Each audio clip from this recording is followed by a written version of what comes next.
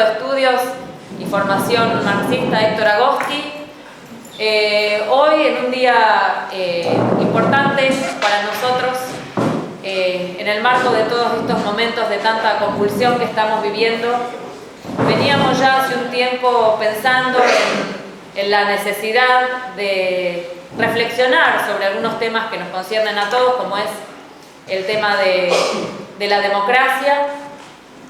Y nuestro camarada Rafael Paz tuvo la idea de armar este ciclo que lleva como título Debates por Izquierda, que tiene como objetivo intercambiar ideas, discutir y reflexionar a partir de una intervención inicial sobre, como decía, temas que nos parecen de una centralidad vital en estos días.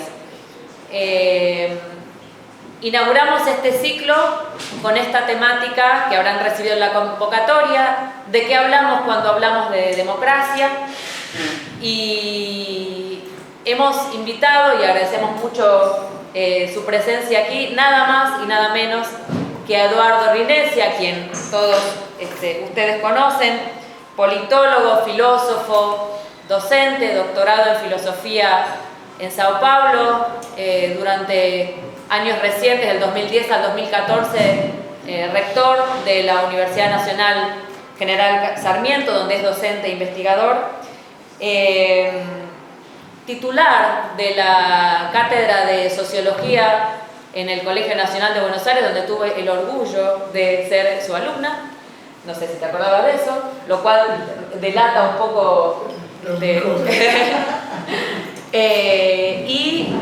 autor de numerosos libros muy interesantes sobre personajes como Lisandro de la Torre, Montesquieu, Locke y muchos otros libros también en coautoría. Nos parece que es una de las personas más indicadas para reflexionar también sobre estos temas, y este ciclo va a estar coordinado en todos sus encuentros, que iremos avisando con la debida antelación, por nuestro camarada Rafael Paz, a quien seguramente también conocen, psicoanalista, profesor extraordinario o extraordinario profesor, ambas cosas supongo, de la Universidad de Buenos Aires, miembro fundador de la Asamblea Permanente por los Derechos Humanos y también miembro del Comité Central de nuestro Partido Comunista. Sin más, entonces, le voy a dejar la palabra a Rafael y, bueno, bienvenidos a todos, gracias por estar. Gracias, Alexia. Bueno, hemos aquí reunidos ante una convocatoria que lo que menos tiene es de ingenio, ni tampoco de formal. Formal, desde ya no, pero lo tiene en el sentido de meramente hacer una charla, sin duda alguna que anticipo rica, y una discusión y un intercambio. La concepción nuestra, le contaba Eduardo hace un rato, con quien tengo el placer de reencontrarme acá en esta mesa, después de mucho tiempo, que cuando se inventó el Centro de Estudios Marxistas Agosti, yo estuve totalmente de acuerdo, disciplinadamente de acuerdo, digamos, ¿no? Muchas veces los reflejos bolcheviques sirven para estar de acuerdo en un proyecto en el cual uno no cree demasiado en cuanto a su consistencia y perdurabilidad. Me equivoqué, por suerte, ¿no? No sé cuántos centros hay ya funcionando en todo el país, pero son varios, 12 por lo menos, en distintos lugares. 25. 25. Salí detrás del telón y dijo 25. Es un escepticismo residual, por eso dije 12. Lo cual tiene que ver con un eco notable. Le contaba recién una mini anécdota cuando estuve en Mar del Plata, en el CEFMA, que por razones de lugar inadecuado lo hicimos en Cetera, en Mar del Plata. Y hubo muchísima gente en la oportunidad en que yo fui. Y una conversación sumamente rica con un introito, muchas veces el diálogo posterior y en las preguntas y las discusiones, muy característico. Yo no soy comunista, pero quiero tal cosa, ¿no? Es decir, la marca identitaria, el establecimiento de distancia y el diálogo. Yo creo que eso es absolutamente crucial y el éxito está definido por esa marcación. Esto irvana con lo que dije al principio, que el sentido nuestro no es ingenuo y es estratégico. ¿Cómo se sintetizaría la estrategia? En contribuir a la constitución hacia adentro del partido y hacia afuera del intelectual colectivo. El intelectual colectivo no tiene que ser patrimonio del partido, de un partido, para nosotros, sino de un bloque histórico en gestación, lo cual tiene esencial e intrínsecamente que ver con el planteo de democracia. ¿Qué entendemos por democracia? Por democracia vital, ver la última manifestación del otro día, con entradas, salidas y con una circulación de gente que va decantando conocimientos a partir del metabolismo, de la digestión, de la elaboración colectiva de ideales. Es ahí donde aquellos que hemos tenido la fortuna de poder cultivarnos intelectualmente, para usar una expresión muy antigua, un poco de la nación, brindemos la masa de conocimientos que podemos haber acumulado precisamente para la fecundación colectiva y la gestación de nuevas formas de participación democrática y de interpelación a las inercias democráticas. Ese es el sentido básico de estas reuniones y el objetivo de nuestra estrategia, digamos, relacional en una perspectiva política tampoco ingenua, que es la de constitución de un frente consistente, habiendo incorporado, cosas que se están realizando aceleradamente, la masa de experiencias, de frustraciones y de fracasos. Doy la palabra a Eduardo Ruiz. Bueno, muchas gracias por la invitación. Es una alegría estar hoy con ustedes. Y muchas gracias por el tema, que me permite pensar un asunto que también me interesa mucho, que es la cuestión de los diversos significados que podemos atribuir a esta palabrita, democracia, que es sin duda una presencia muy central en nuestra vida pública y en nuestra reflexión teórica, académica, periodística, cotidiana sobre nuestra vida pública, por lo menos desde hace unas cuantas décadas. Por lo menos, digamos, desde el comienzo del fin de la última dictadura. No sé si antes de eso la palabra democracia había tenido en la vida política argentina una presencia tan decisiva, tan central como la que adopta a partir de los años 80. Y ciertamente, si uno fuera a comenzar esta charla, ya hace muchísimo más lejos en el tiempo, contando una especie de historia de la palabra democracia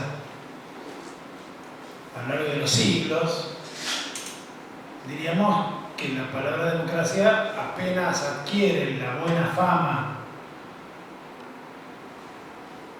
con la que nosotros la reconocemos desde hace un tiempo muy breve en relación con la larguísima historia que tiene la palabra.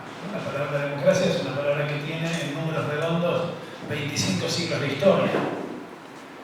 Y me parece que podemos decir que durante 24 y pico de esos 25 siglos fue una mala palabra dentro de las ideas políticas de Occidente.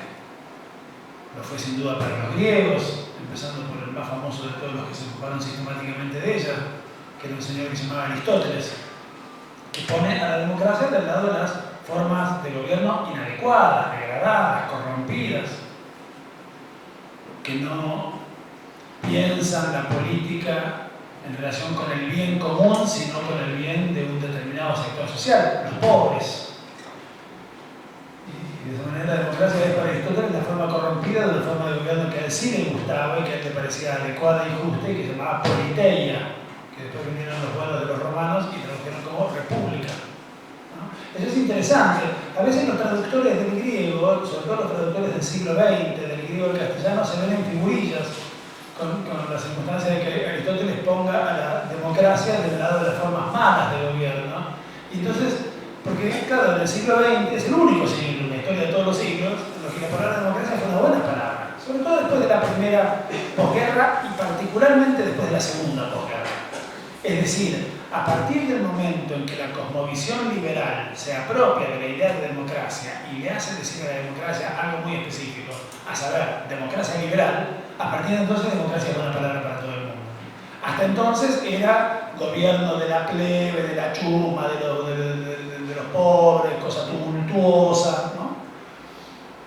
Incluso en escritos argentinos bien entrados del siglo XX encontramos esa caracterización muy problemática y antipática sobre la democracia, y ni les cuento en las reflexiones francesas, por ejemplo, del siglo XIX, ¿no? En la estela del democratismo radical que había dado la Revolución Francesa.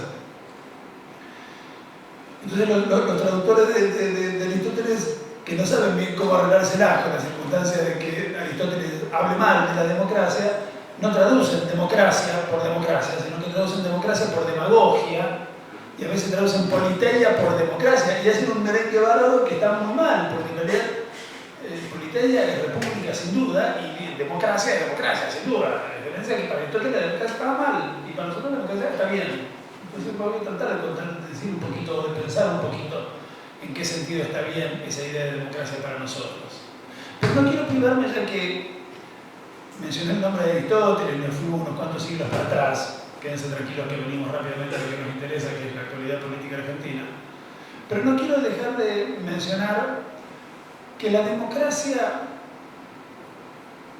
carga en su propio nombre este problema de qué hacemos con ella y si la ponemos del lado de las cosas buenas de la vida o del lado de las cosas malas de la vida. Porque su nombre está asociado a una palabra maldita de los lenguajes políticos, tanto en griego como en castellano, que es la palabra demos en griego o pueblo en castellano, que es una palabra llena de problemas. Y el problema que tiene la palabra demos en griego es el mismo problema que tiene la palabra pueblo en castellano, y es que no tiene un sentido sino dos. Designa a veces al todo de la vida social, al todo de la vida de una comunidad, como cuando decimos, por ejemplo, nos, los representantes del pueblo de la nación argentina, ahí claramente pueblo somos todos. O cuando decimos el pueblo argentino ama a Maradona, o al pueblo argentino le gusta el dulce de leche, ahí pueblo somos todos.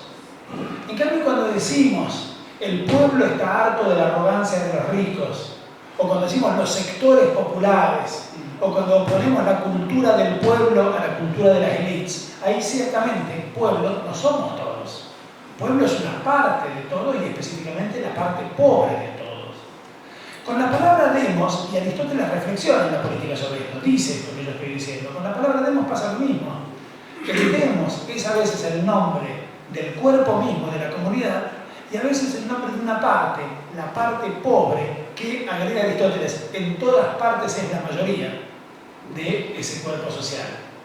Y que siendo la mayoría de ese cuerpo social, corre el riesgo, en virtud de la ley del número, del principio por el cual en general las decisiones se toman siempre por mayoría, de imponer los valores, los intereses, los principios de su propia clase particular como valores, intereses o principios de lo universal. Los latinos no tenían ese problema, en cambio.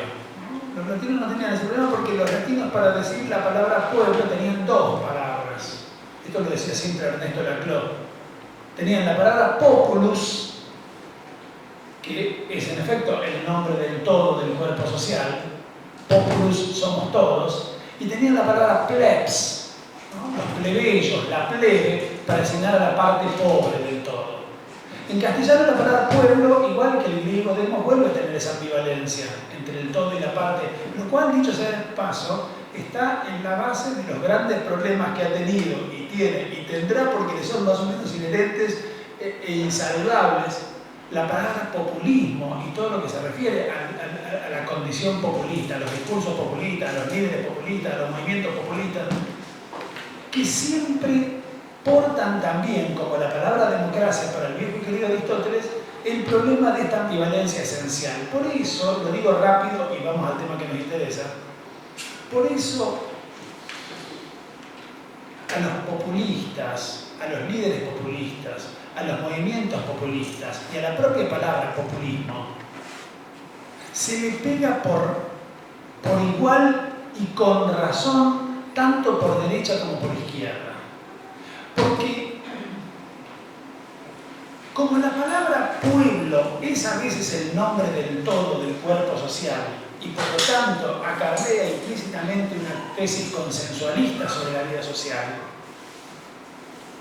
por izquierda, a los populistas, a los líderes populistas, a los discursos populistas y a los movimientos populistas, se los acusa muy verosímil y razonablemente de ocultar los ejes de conflicto que por debajo de esa engañapichanga que es el pueblo, que sería una especie de trampa para giles que disimula la verdadera estructura conflictiva del cuerpo social organizado en torno a clases antagónicas, ¿no? Entonces los populistas suelen decir, quienes los corren por izquierda, disimulan ese eje de conflicto que parte del cuerpo social y nos quieren hacer creer que hay una cosa llamada pueblo, ¿no? Y andan, por lo tanto, disimulando el conflicto o invisibilizando el conflicto. Y la verdad es que esa crítica por izquierda del populismo está bien, porque los populistas hacen exactamente eso. En la medida en que piensan al pueblo como el nombre del todo social, invisibilizan, disimulan, cauterizan el conflicto y no permiten ver los actores de un conflicto más estridente y más frontal, ¿no? Que la palabra pueblo en efecto contribuye a suavizar.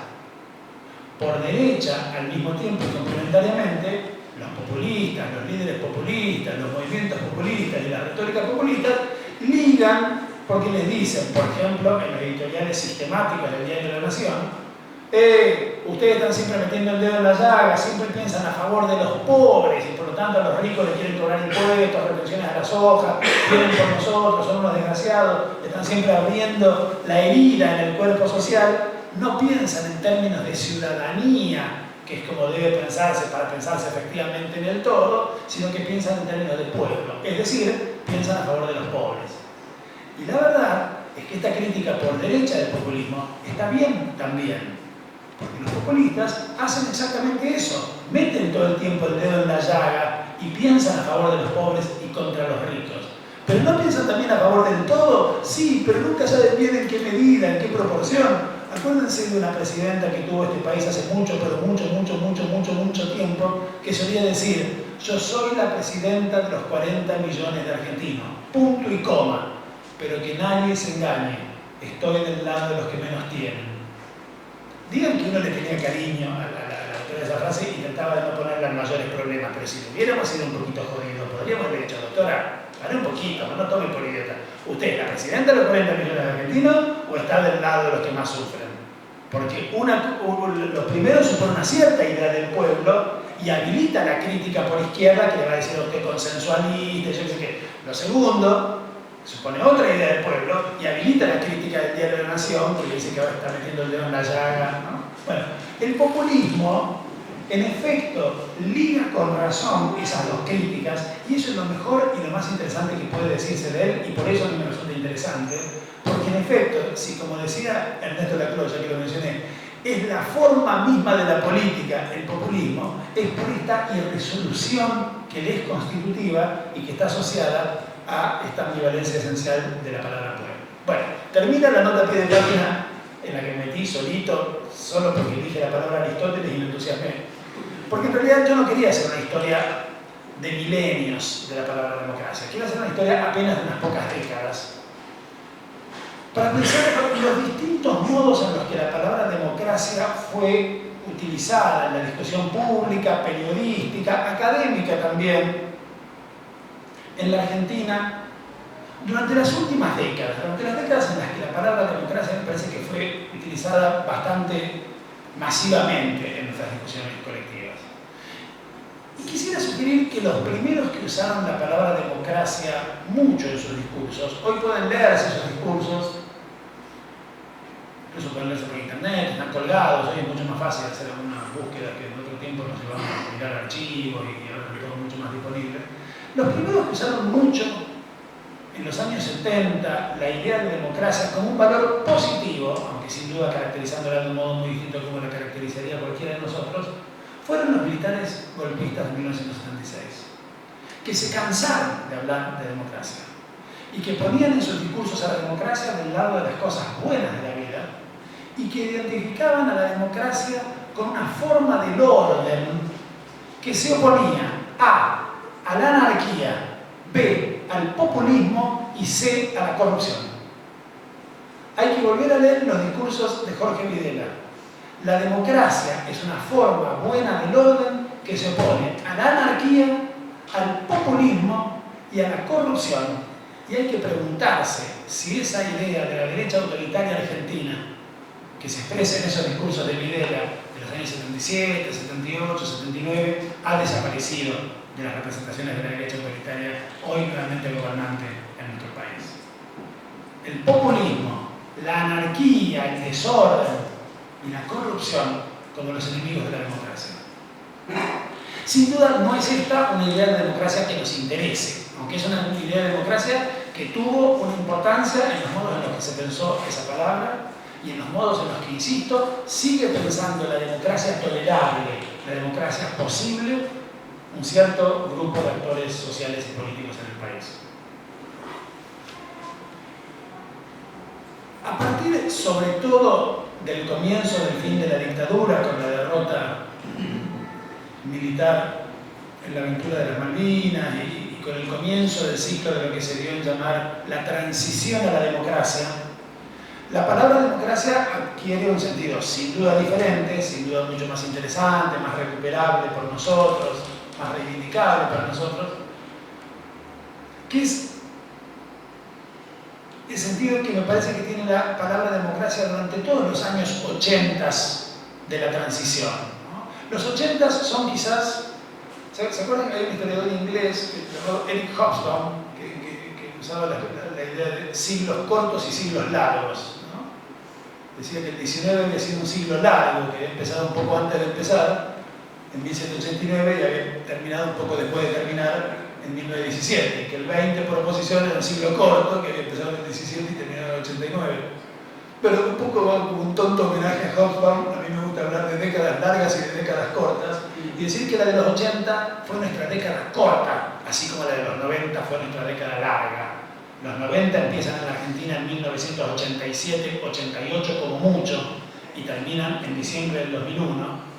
Mientras que cuando decimos los 80s, pensamos en realidad en un puñado muy chiquito de años que van como muy temprano, desde el comienzo o desde el fin, digamos, de la guerra de las Malvinas, desde el comienzo del proceso por el cual los militares van dejando un poco atolondrada y desprolijamente el poder, hasta no más allá, diría yo, del domingo de Pascua de 1987, ¿no? Esos son los 80s. Es decir, una década de 4 o 5 años que identificamos con la fuerte centralidad de la figura y de la retórica política del expresidente Alfonsín, organizando el campo de las discusiones, el campo de los debates públicos, periodísticos, académicos, y con una cierta idea sobre la democracia, que es la que querría recuperar aquí, y que me voy a permitir llamar, por oposición a la idea de democracia como orden de los militares, la idea de democracia de los militares y de los empresarios también, ¿eh?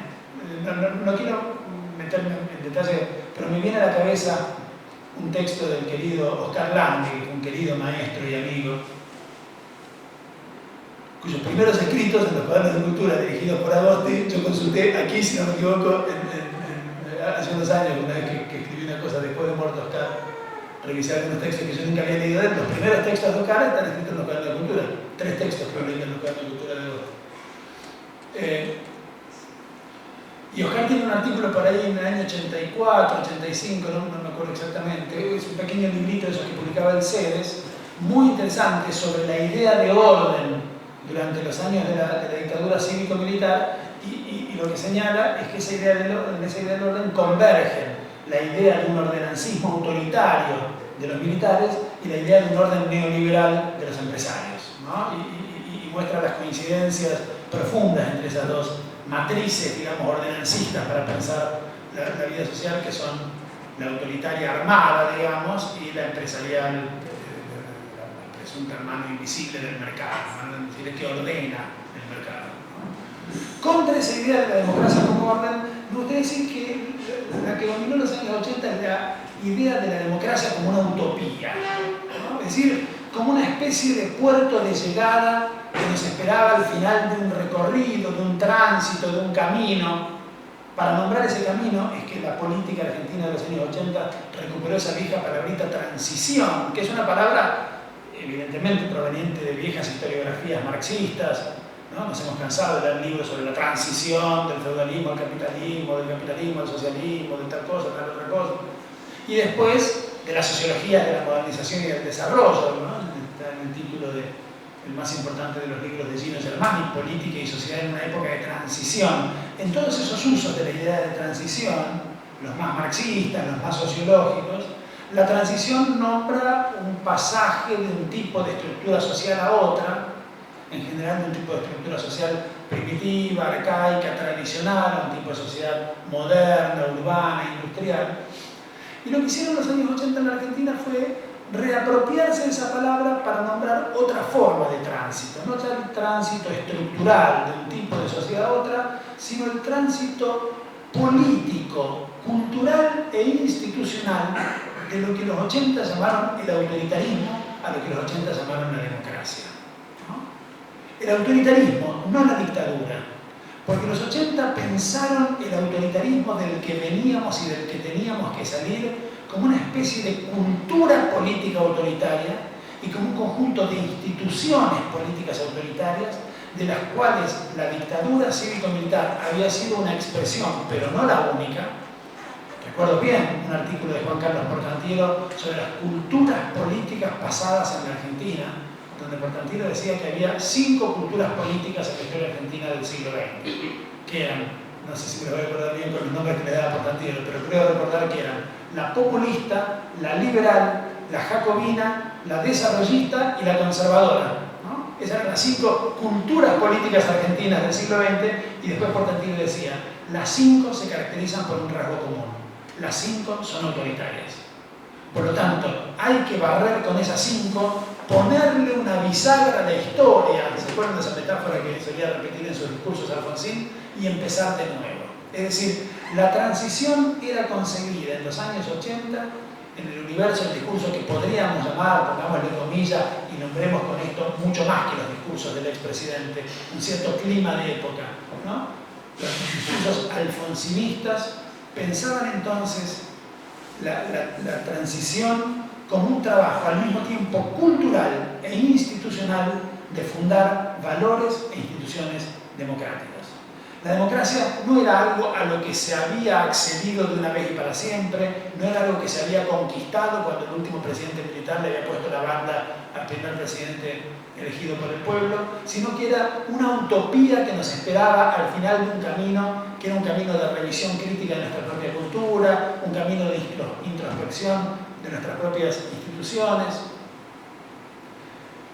Lo que habilitaba la pregunta que se hicieron muchos de los sociólogos políticos que escribieron sus trabajos muy importantes, algunos de ellos durante aquellos años 80, por cuál era el rasgo que caracterizaba, que dominaba esa utopía democrática que nos aguardaba al final del camino.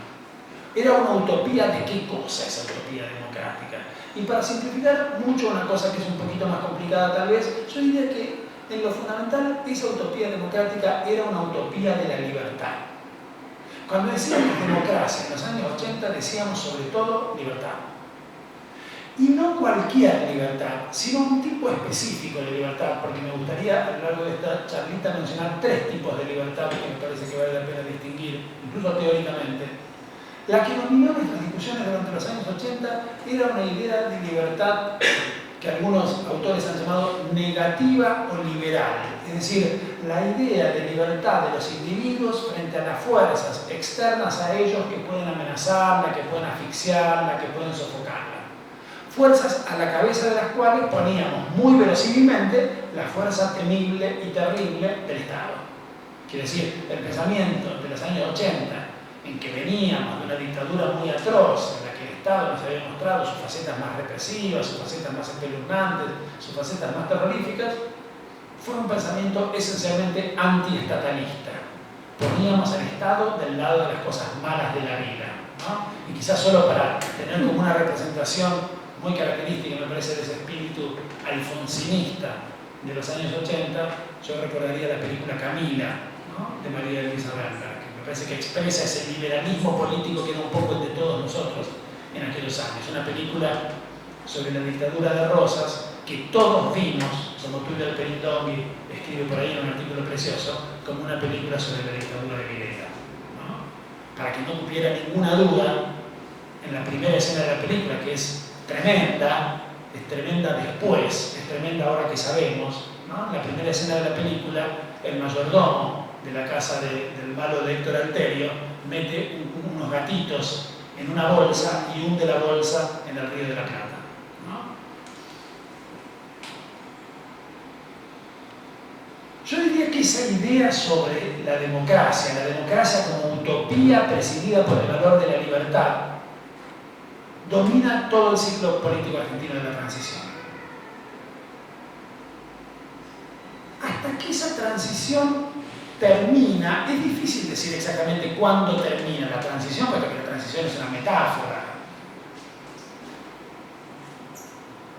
Algunos más institucionalistas dicen que la transición termina el día que Alfonsín le pone la banda presidencial a Menem. Pero a mí esos cortes más por el lado institucional, formal, no me convencen mucho. Así como no creo que la democracia haya llegado cuando Viñones le pone la banda a Alfonsín, no creo que la transición haya terminado cuando Alfonsín se la pone a Menem. Si tuviera que citar una fecha simbólica, creo que más bien la ubicaría unos años después, en el día en que Menem y Alfonsín suscriben a solas y en secreto el pacto de Olivos que lleva a la modificación de la Constitución Nacional.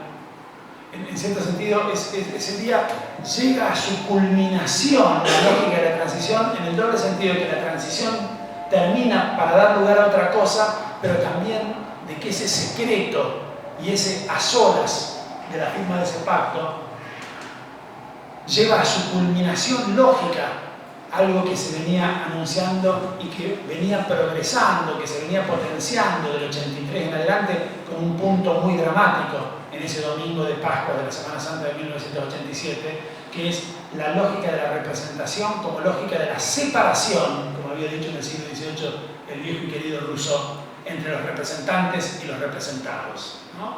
Cuando